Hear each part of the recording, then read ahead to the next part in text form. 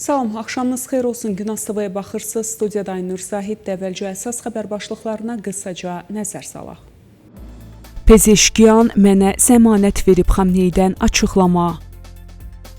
Müçtəba Xamneyi ABŞ ilə razılaşmadan kənara çəkildi. İsveçrədə planlaşdırılan ABŞ-İran danışıqları ləğv olundu. İsrail-İran ABŞ razılaşmasından sonra Livandan geri çəkilməni rədd etdi. Bütün cəbhələrdə, o cümlədən Livanda tam atəşkəs olmalıdır Trampdan açıqlama.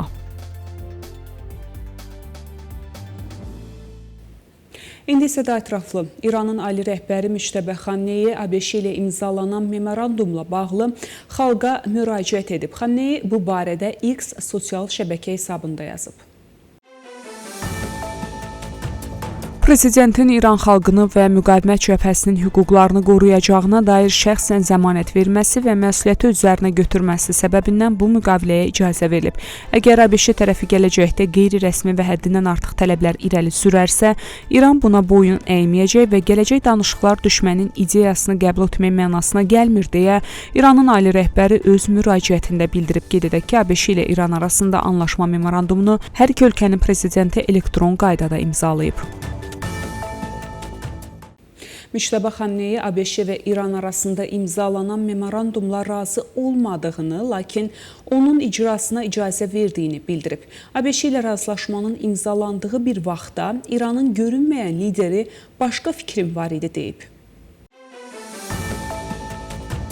Gün ATV-nin məlumatına görə illərlə İran rəsmiləri ABŞ ilə danışıqları qırmızı xətt və düşmənə təslim olmaq kimi təqdim etdikləri halda indi Müçtəbə Xamneyi Tehran və Vaşinqton arasında imzalanan memorandumla bağlı yaydığı mesajda bu razılaşma barədə başqa fikrə sahib olduğunu, lakin sonda onun icrasına razılıq verdiyini açıqlayıb. Mesajın dərc olunan mətninə əsasən Müçtəbə Xamneyi razılaşmanın siyasi məsuliyyətini və mümkün nəticələrini Məsud Pezeşkiyanın və Ali Milli Təhlükəsizlik Şurasının üzvlərinin üzərinə qoyaraq onların bu qərarın məsuliyyətini qəbul etdiklərini vurğulayıb. Mesajın bir hissəsində bildirilir ki, o, Prezidentin və Ali Milli Təhlükəsizlik Şurası üzvlərinin İran xalqının və müqavimət cəbhəsinin hüquqlarının qorunacağı ilə bağlı öhdəlik götürməsinə görə memorandumun icrasına icazə verib. Bu mövqe bir çox müşahidəçilər tərəfindən razılaşmanın mümkün nəticələrindən uzaqlaşmaq cəhdi kimi qiymətləndirilir.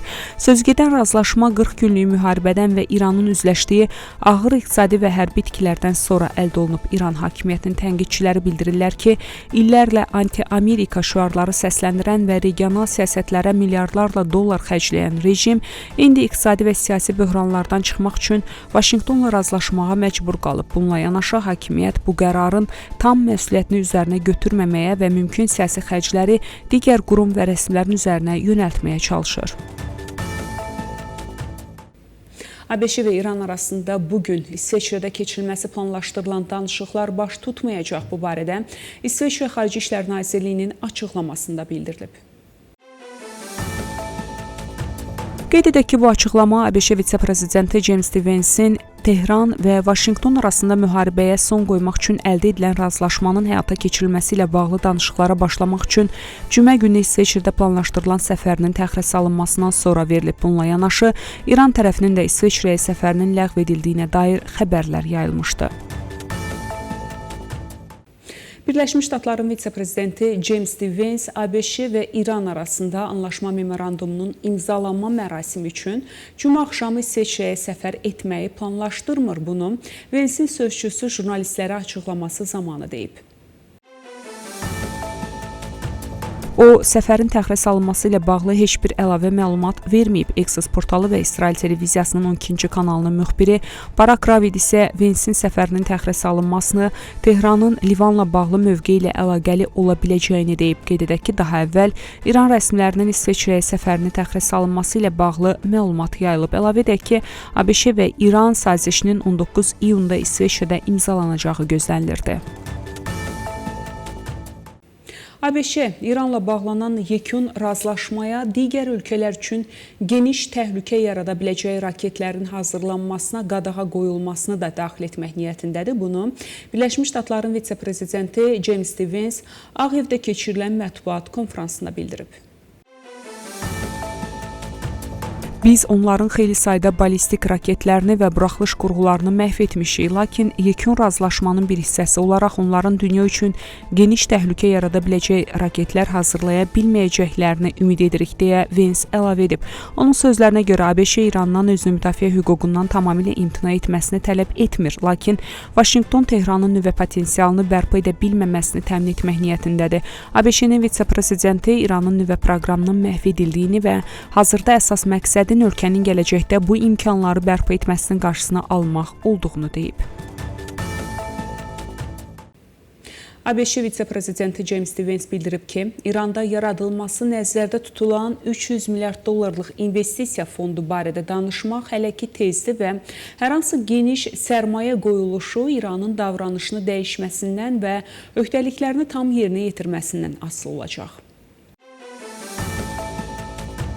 Vance deyib ki, sanksiyalar ləğv edilər və İran razılaşmaya əməl edərsə, xüsusilə Fars körfəzi ölkələrindəki bəzi dövlət və özəl investorlar İrana sərmayə yatırmaqda maraqlı ola bilərlər. Bununla yanaşı vurğulayıb ki, ABŞ bu fonda heç bir maliyyə vəsaiti ayırmayacaq.